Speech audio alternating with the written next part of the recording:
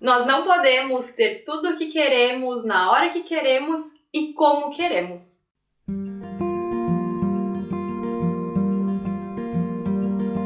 Olá, eu sou a Dani Cadori, eu sou teóloga, design de moda, escritora e aqui na internet eu compartilho sobre Jesus e a palavra e nesse momento nós estamos estudando as mulheres da Bíblia e hoje nós vamos estudar sobre a esposa de Potifar. A história da esposa de Potifar nos é contada em Gênesis 39, do versículo 6 a 19 e ela é a última história de mulheres da Bíblia que nós vamos estudar dentro do livro de Gênesis. Mas para a gente conseguir entender a história da esposa de Potifar, a gente precisa voltar um pouquinho mais e compreender a história de José, porque a história dela gira em torno dele. Então José, ele foi o filho de Jacó e ele era pastor de ovelhas e também o filho preferido de seu pai. E isso fez com que os seus irmãos o odiassem. É provável que você já escutou a história de José inúmeras vezes, mas vou ser bem breve. Os seus irmãos odiaram ele porque ele era o preferido de seu pai, porque ele tinha sonhos que mostravam ele governando sobre seus irmãos. E por isso eles tramaram um plano de tirar a vida de José. E quando eles estavam colocando esse plano em prática, eles tiveram a ideia, um dos seus irmãos teve a ideia de, ao invés de matá-lo, vender ele como escravo e ganhar algum dinheiro em troca disso. Então José é vendido como escravo e acaba indo para o Egito. E lá ele se torna servo de um oficial do faraó, que era Potifar.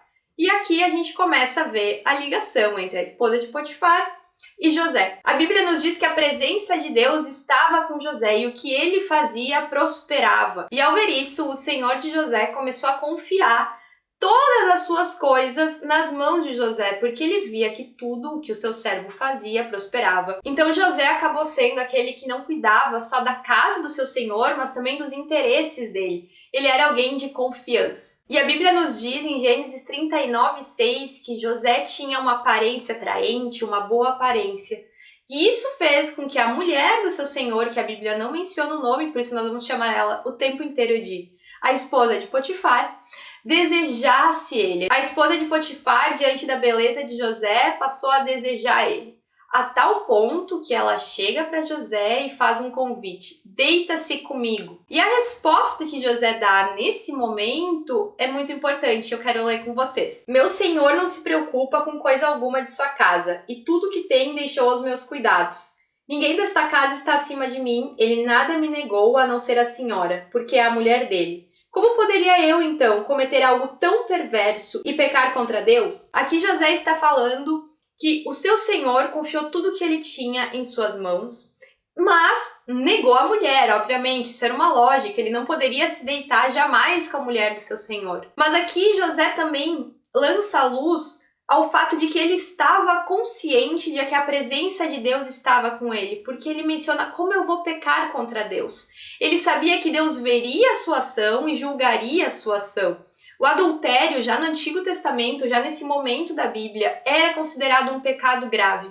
Então José, ele tinha conhecimento, ele tinha discernimento que se ele cometesse adultério, ele não estaria indo contra só a benevolência do seu senhor, que lhe entregou e confiou diversas coisas, mas também a Deus que o observava e a presença estava com ele e veria que ele cometeu um pecado grave.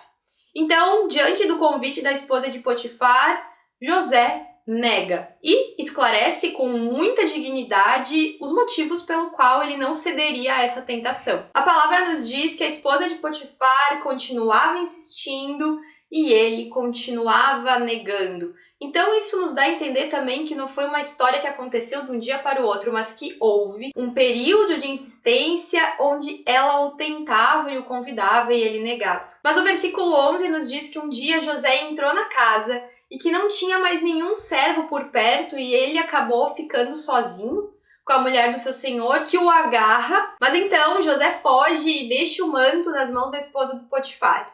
Aqui é interessante observar que o manto, ele já aparece anteriormente na história de José, porque o manto pelos seus irmãos é usado como uma forma de identificar quando eles vão dizer que José havia morrido para o pai. E naqueles tempos, o manto ele imputava status, ele revelava a identidade da pessoa, ele não era somente uma peça de roupa.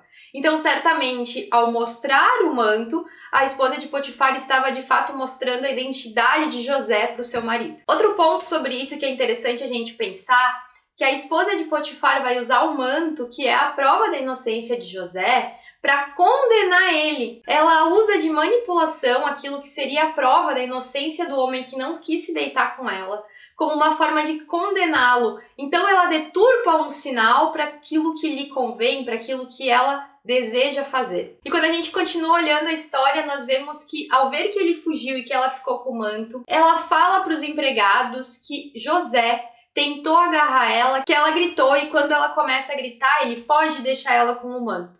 Ela inventa uma história para culpar José de algo que ele não tinha culpa. E ela mantém essa história até o seu marido voltar para casa. Quando o seu marido chega em casa, ela repete a mesma história, mas algo interessante acontece aqui, porque ela menciona a expressão hebreu referindo-se a José. Ela fala, aquele escravo hebreu que você trouxe. E essa frase nos aponta para duas coisas. Em primeiro lugar, ela usa a expressão hebreu como uma forma de diminuir José, como uma forma de desprezo, como uma forma de rebaixar ele. E em segundo lugar, essa expressão também nos mostra que ela estava querendo imputar culpa ao seu marido. Você que trouxe ele, olha o que ele fez comigo.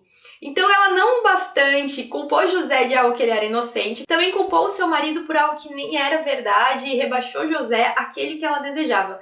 Então nós vemos uma mulher que manipulava situações a seu favor, manipulava os fatos para atestar aquilo que ela queria atestar. Ao escutar a história da sua esposa, ele se ira e lança José na prisão. Mas aqui existe um ponto muito interessante que muitos historiadores apontam, que a atitude dele de lançar José na prisão, principalmente uma prisão de presos políticos, que era considerada uma prisão muito mais branda, claro, seguia sendo uma prisão, mas era uma prisão com condições melhores, aponta que ele não necessariamente acreditava profundamente nas palavras da sua esposa. Porque se fosse verdade o que aquela mulher estava falando, José deveria ser executado e não colocado em uma prisão, ainda mais uma prisão com umas condições melhores. Então é provável que em algum lugar tenha ocorrido uma desconfiança de que aquilo que a sua mulher estava falando não era verdade sobre o servo. Porque, senão, ele teria sido executado, porque até existiam leis que atestavam que, nesse caso do que ele tentou fazer, ele poderia, de fato, por ser um servo, ser executado. E nós não sabemos nada mais sobre a esposa de Potifar, mas nós sabemos que a presença de Deus continuou com José na prisão. Então, quando José estava num cargo melhor, a presença de Deus estava com ele. E na prisão também. E tudo que ele fazia prosperava, a tal ponto que ele começou a cuidar dos assuntos da prisão e também foi encarregado de diversas coisas. E essa história nos ensina algumas coisas. O primeiro ponto é o problema de nós querermos ter tudo da maneira que nós queremos, como nós queremos e quando nós queremos. A esposa de Potifar teve desejos por José, mas ela não soube lidar com esses desejos. Ela queria satisfazer a sua vontade, ela queria as coisas da maneira dela.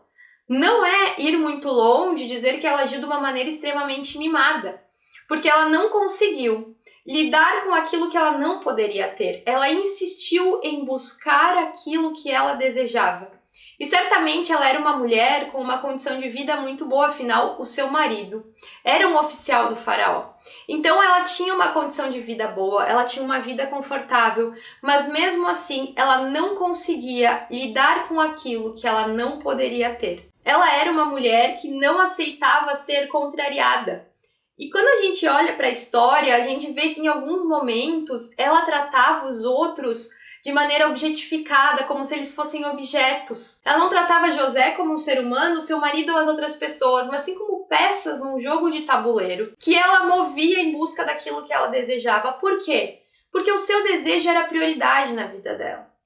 E essa história ela tem uma conexão com uma visão utilitarista que reina muito nos dias de hoje, onde basicamente as pessoas analisam se algo é bom ou ruim pelo nível de prazer ou dor que isso vai gerar. Então, se algo me gera prazer, isso é bom, isso é útil para mim. Se algo me gera dor ou desconforto, isso não é bom, isso eu devo evitar.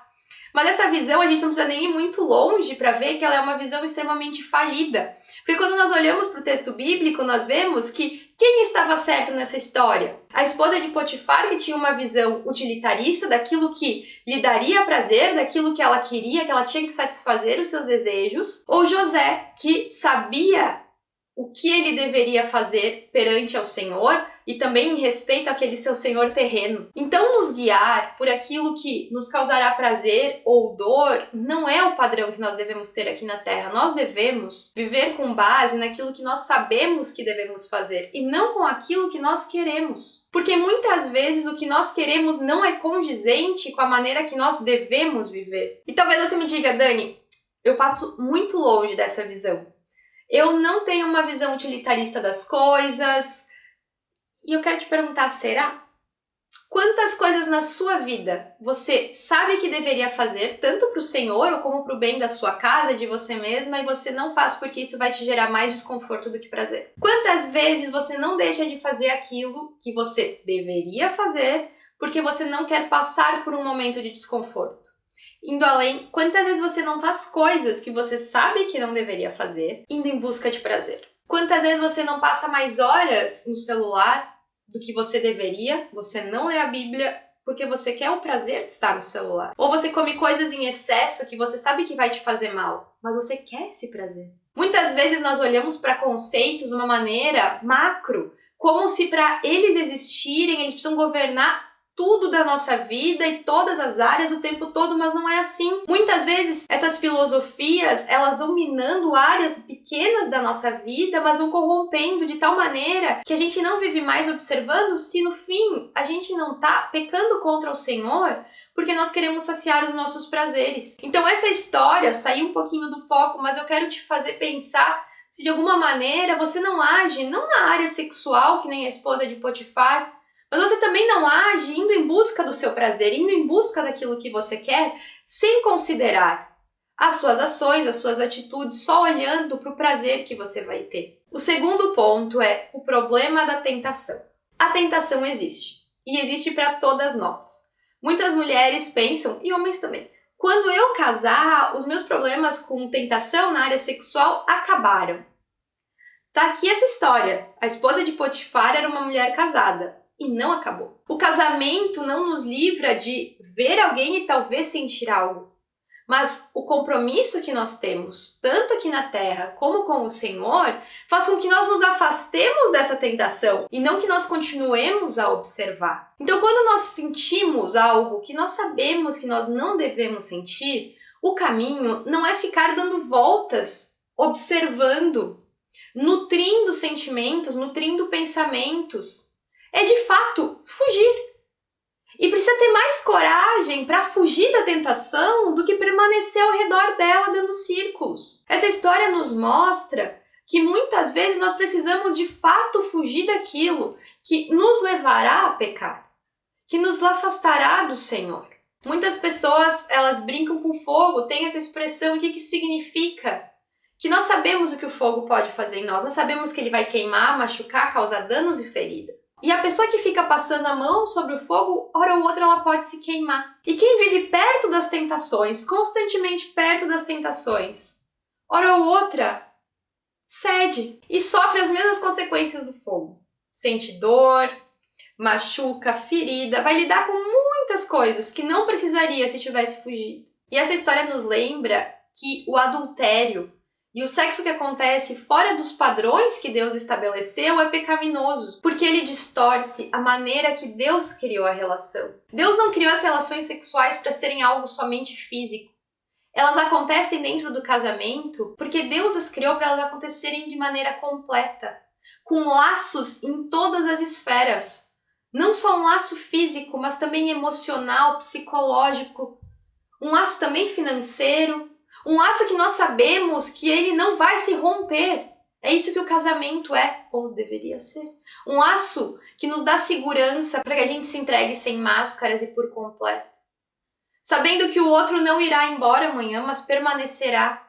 E então nós nos enlaçamos, não só fisicamente, mas também em todos os outros aspectos da nossa vida. Mas o adultério ou relações fora do padrão que Deus estabeleceu, não é possível vivenciar isso. Elas servem somente para saciar o prazer. Elas servem somente como uma resposta ao desejo. Então, sobre isso e sobre essa área, eu quero te lembrar que Deus criou tudo perfeito.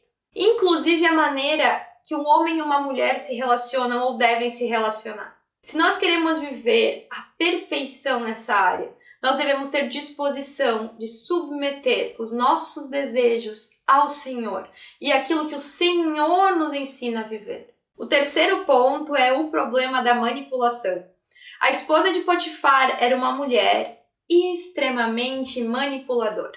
Quando ela fica com a capa de José, ela começa a manipular. Ela manipula o seu marido para que ele faça aquilo que ela deseja. Como eu já mencionei, ela não se importava com as outras pessoas, ela não se importava com José, ela até demonstra desprezo por ele, como eu mencionei quando ela fala que ele é hebreu. Ela só se importava com ela mesma e com as suas vontades, e isso fez com que ela vivesse de maneira manipuladora. Porque quando nós nos tornamos pessoas manipuladoras, nós nos colocamos no centro, a tal ponto que as outras pessoas são peças que nós podemos mover. Então, ao ser uma mulher manipuladora, ela também se tornou dissimulada e mentirosa. E existe algo que acontece em muitos lares cristãos, onde pessoas se portam de maneira manipuladora. Eu já escutei muitas irmãs falarem: eu sei o jeitinho de falar com meu marido para convencer ele. Manipulação. Eu sei aquilo que eu faço antes de pedir algo pro meu marido. Manipulação. Se nós cremos que Deus governa a nossa casa, nós podemos descansar que se nós desejamos algo for da vontade de Deus, isso vai acontecer. Nós não precisamos manipular. Deus também criou as relações de maneira perfeita e na perfeição de Deus existe franqueza, existe clareza, existe uma maneira de dialogar onde nós podemos dizer em amor e em verdade aquilo que nós queremos, aquilo que nós desejamos, aquilo que nós sentimos, sem ser necessário viver de maneira dissimulada. Porque a dissimulação, ela pode trazer em primeiro momento um benefício, como trouxe para a esposa de Potifar, porque aquilo que ela queria aconteceu. Ela se vingou daquele que não a quis. Mas e a longo prazo? O que acontece? Em primeiro momento, uma mulher pode manipular o seu marido para conseguir aquilo que ela quer, mas e depois? O que acontece com o seu casamento? Qual o caminho que essa relação toma? Não é muito mais íntegro, muito mais justo nós sermos pessoas sinceras e falarmos aquilo que nós desejamos, aquilo que nós precisamos, aquilo que nós sentimos, crendo que, se for da vontade de Deus, vai acontecer, do que nós manipularmos pessoas? E a esposa de Potifar, ela fica conhecida como uma mulher que errou em todos os níveis. Ela errou ao estar pronta para cometer pecado, ela errou por não respeitar o laço do seu casamento, ela errou por querer cometer adultério, por manipular. E como nós queremos ser conhecidas? Nós queremos ser conhecidas por sermos mulheres manipuladoras? Nós queremos ser conhecidas por não respeitar os laços que nós temos aqui na Terra? E ela se moveu assim justamente porque ela não conseguia lidar com não ter aquilo que ela queria. E agora a gente volta. Por que muitas pessoas vivem de maneira manipuladora mesmo crendo no Senhor? Porque não conseguem lidar e não ter o que querem na hora que querem e como querem. Mas a notícia é que nós somos adultos e nós precisamos agir como adultos e não como crianças mimadas. E ser adulto, e ser uma pessoa responsável, e ser uma pessoa que honra o Senhor, significa muitas vezes, não ter aquilo que nós desejamos. Porque muitas vezes os nossos desejos são errados e pecaminosos. E daí nós temos que renunciar a eles. E é melhor não ter o nosso desejo satisfeito, mas permanecer na presença de Deus. Talvez a Bíblia não nos fala, José tenha ficado tentado. Mas a tentação de José, se ele ficou, sentiu desejo ou não, não é nem colocada em pauta na história. Porque a fidelidade dele a Deus era o ponto determinante. Então, na nossa vida, quando nós temos que tomar uma decisão que deve determinar o que a gente vai fazer, como nós vamos agir, é o nosso compromisso com Deus. E depois, em alguns momentos, nós podemos escolher de acordo com o nosso desejo. Nós podemos escolher se para o jantar nós vamos comer pizza ou hambúrguer. Qual a gente deseja mais? Ok, vou escolher. Mas em outras áreas, o seu desejo, o meu desejo, não importa. Se é contrário ao Senhor, nós pegamos o nosso desejo, nós guardamos ele até que ele morra. Se você pode escolher, tudo bem, coloque o seu desejo em pauta, escolha também com base no seu desejo, se isso não for pecaminoso e não nascer de um lugar pecaminoso. Mas em situações contrárias à palavra, nos cabe guardar o nosso desejo e esperar que ele morra, nos afastar da tentação, para que a gente continue vivendo como filhos obedientes. A história da esposa de Potifar nos ensina claramente como nós não devemos agir. E eu também creio que ela é uma história que nos convida a largar a manipulação, a largar o egoísmo, não sermos pessoas mimadas e entendermos que o mais importante não é ter tudo o que nós queremos e satisfazer os nossos desejos e viver em busca de prazer, mas desfrutar da presença de Deus, que como a palavra diz, Deus estava com José e fazia ele prosperar. Mais importante do que saciar os nossos desejos é construir uma vida na presença de Deus. Esse foi o vídeo de hoje. Se você gostou, não deixa de deixar o seu like, curtir e comentar, porque assim você me ajuda mesmo a continuar produzindo vídeos aqui pra internet. E também, se você ainda não é inscrito no canal, se inscreve. Até o próximo vídeo.